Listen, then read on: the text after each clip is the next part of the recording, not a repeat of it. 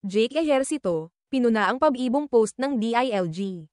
Hindi nakalusot sa mapanuring mata ng publiko, at lalo na ng aktor na si Jake Ejercito, ang tila pabirong paraan ng pag-anunsyo ng Department of the Interior and Local Government, DILG, tungkol sa suspensyon ng klase noong ika-22 ng Hulyo.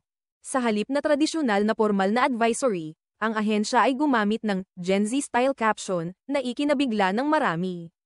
Sa opisyal na Facebook page ng DILG, inilabas nila ang balita ukol sa suspensyon ng klase sa Metro Manila at iba pang bahagi ng Luzon dahil sa masamang panahon. Subalit ang naging pambungad sa post ang agad na naging sentro ng atensyon. Sarap ng bogchiko. Sa kabusugan ay nakaidlip ng sandali. Bagamat sinundan ito ng impormasyong mahalaga, ang listahan ng mga lugar na sakop ng class suspension, mas tumimo sa marami ang tono ng post na tila hindi angkop sa bigat ng sitwasyon.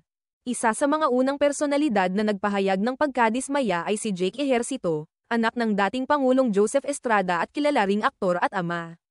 Bagamat hindi detalyado ang kanyang naging tugon sa media, malinaw na hindi siya sang-ayon sa diskarte ng ahensya. Para kay Jake at sa maraming Pilipino, hindi biro ang pagdedesisyon kung papasok ba ang kanilang anak o hindi, lalo na sa harap ng matitinding pagbaha at masamang lagay ng panahon. Dapat nila ay malinaw, diretso, at may respeto sa sitwasyong kinakaharap ng publiko ang mga ganitong uri ng anunsyo.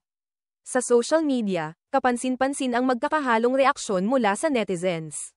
May mga natuwa sa umano'y modern take ng DILG sa komunikasyon, lalo na ang mga Gen Z at social media savvy na kabataan. Ngunit mas marami ang nagsabing hindi ito ang tamang panahon para sa pawiti captions. Sa halip na makatulong, baka raw lalo pang malito ang publiko.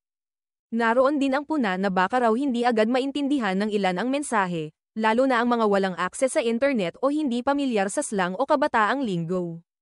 Ang malinaw at propesyonal na mensahe mula sa mga ahensya ng gobyerno ay hindi simpleng porma, ito ay pundasyon ng public trust at safety.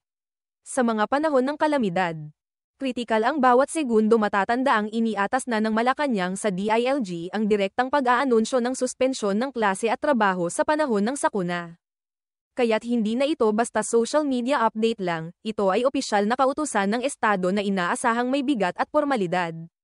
Editorial take. Pwedeng maging relatable nang hindi nababastos, walang masama sa pagiging creative o modern sa pag-deliver ng impormasyon, ngunit may mga pagkakataon na kailangan pa rin ng tone sensitivity. Ang kombinasyon ng mabisang komunikasyon at responsableng presentasyon ay dapat laging isaisip ng mga opisyal, lalo na sa panahon ng krisis. Hindi kailangang mawalan ng personalidad ang gobyerno sa kanilang mensahe, pero kailangang malinaw kung kailan ang panahon para makibiro, at kailan ang panahon para magpakatino.